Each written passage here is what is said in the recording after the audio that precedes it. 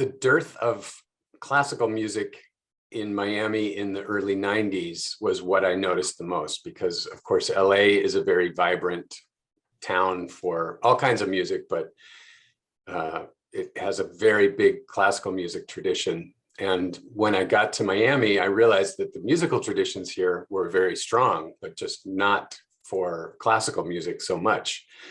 At the time, the New World Symphony and the Florida Philharmonic were the only professional organizations performing larger ensemble classical music.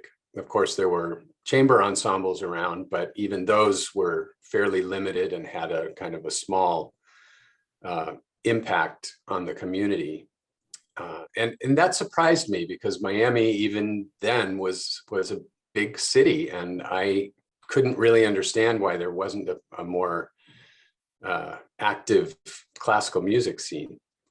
But of course, over the years, that has changed dramatically, and in many positive ways. I'd say the only thing that we're still missing in Miami is a full-time professional orchestra, because after the Florida Philharmonic folded in the early 2000s, there has been nothing to replace it. So that's a little surprising to me as well, that nothing really has taken the place of the Philharmonic. But of course, the New World Symphony has its presence on Miami Beach and downtown at the Arch Center.